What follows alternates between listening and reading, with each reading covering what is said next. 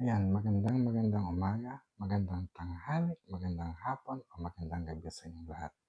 Ito ang apat ng Templong Anitahan ng Lunting Agama at nandito tayo ngayon sa St. Anthony Retreat Center sa may Kalihi Street, Honolulu, Hawaii dahil tayo nagsasagawa ng Hilot Pinabaylan Initiation at sa panahong ito ay Hilot Tanglaw tayo ngayon. Mag-install tayo ng Hilot Tanglaw or Hilot Mentor. To be honest, pang ilang araw ko na dumating ako dito ng April 5 at ngayon ay April 8, 5, 6, 7, 8. So 4 days na ako nandito sa Hawaii pero parang hindi pa rin ako nagsasettle in or kumbaga may jet lag pa rin tayo dahil kasi maaga tayo na nagigising. Nagising tayo kanina mga almost 1 a.m. Tapos bumalik tayo ng tulog at ngayon ay 5:30 na ng umaga. Sa araw na 'to, ang gusto kong pag-usapan yung parang napanaginipan ko kasi parang nakita ko ulit ang nanay ko at ang tatay ko kahit nasa Hawaii ako. So parang dun ko nare-realize na yung importance nila na pagkasama natin sila, wala tayong dapat aalalahanin, wala tayong inaalala. And I feel that when I was young, wala nga tayong kinakailangan kasi nga sila yung nagpo-provide. And right now, parang andun yung pag-iisip ko, yung kahalagahan na magsama-sama tayo bilang isang pamilya, magsusupport. Kasi 'di ba, kahit wala ka, pagkasama mo ang pamilya mo, kumpleto ka. Hindi ka na mangangailangan. Hindi tulad ngayon, parang feeling ko, nung wala ang nanay at tatay ko, ay naging kalat-kalat kami. Siguro ito yung nais nating iparating din sa hilot. Ang pagpapahalaga, hindi lamang sa buhay ng tao, pero yung dahilan din kung ano ang buhay natin. Pagpapahalaga sa pamilya, sa mga kapatid. Dahil kahit ano pa man mangyari sa atin, tayo magkakapatid. At gayon din sa pakikipagkapwa-tao. So ngayon, mahaba pa ang oras natin, 5:30 pa lang ng umaga. So simulan natin ang ating araw ng isang magandang bagay at ito ang magpasalamat sa Panginoong may kapal.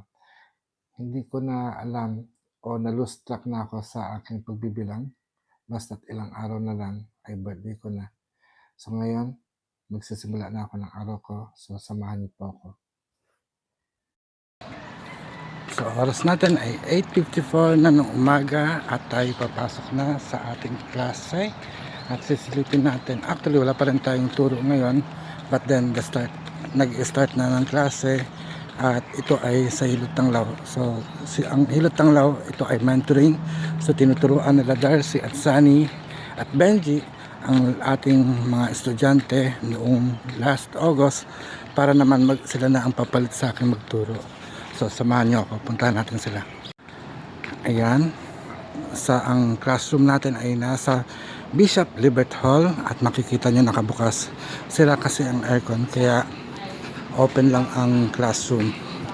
Although, tingnan natin, silipin natin, medyo wala pa palang tao. So ito yung classroom natin, o diba naka-projector tayo. Ayan sila, Darcy and everyone. Hindi pa pala tayo nagsisimula. So, wala pa mga estudyante. But then, so malaki pala itong hall na to. Silipin natin. It's all open. Bukas ang lahat. Kasi aayusin daw ang aircon. So, yun lang mga kalay. Wala pa yung mga klase. Wala pa tayong mga estudyante. Number 5 is you're going to build rapport. So, when they come on this chair, or when they come up to the stage, you have to build rapport with them. Why? Because you need them to feel safe and comfortable with you. You don't want them to resist the entire demo. You don't want them to be skeptical and completely doubt you the entire demo. Hi, what is your name? Where are you from? Compliment their shoes. Oh my God, girl, I love your earrings. Where you got that from? So you gotta make small talk first.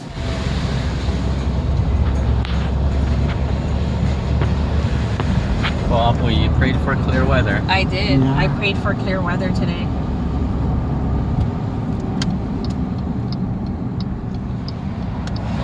Did you offer your egg?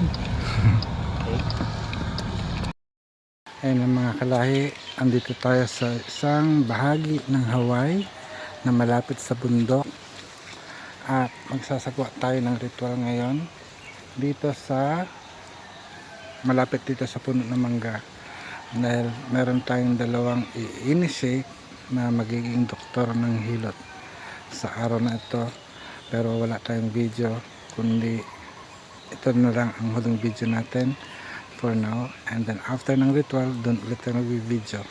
So ipanalangin niyo po kami na sana maging maayos ang lahat. Kung tutuusin, umayon po ang panahon, maulan dapat, pero tumila siya para sa pagkakataong ito na isasagawa natin ang ating ritual. Ay, kung makikita niyo, duguan tayo. So nagkatay kasi tayo ng baboy at ginamit natin ang dugo para for blessings. So ito sa successful kasi nakiisa sa atin ang langit. Kung mapapansin nyo, wala ng ulan, pero ang ulap ay nandun pa rin. So yan ay tanda ng Diwatang Lumawig ay sinasaksihan ang ating mga gawa. Maraming salamat Diwatang Lumawig dahil kasi nandito po kayo. Salamat Diwatang Maknongan. Maraming salamat Kadawla Sambad, ang Diwatang Mayari at may-ari ng buong Sansanikuban ay kinasihan ang ating pag-aalay, pag-aatang, paghahalad. Maraming salamat. At itong baboy na ating kinatay ay gagamitin natin sa ating handaan sa graduation ng Hilot Binabaylan at Hilot Tanglaw, at gayon din ng ating mga Doctor of Hilot, Doctor of Ministry in Indigenous Filipino Healing Arts and Science. Congratulations Darcy, and congratulations Sunny Boy. Maraming salamat. Napagod na ako, so I think meron po tayong isa na video, so paalam mo na ngayon. Ayan mga kalahi, tayo nakauwi na. Sobrang pagod. Hindi ko alam kung ma-upload ko to, pero it's worth it. At pagod na ako. Maraming salamat. See you ulit tomorrow. Mayari na. Pag-asatin.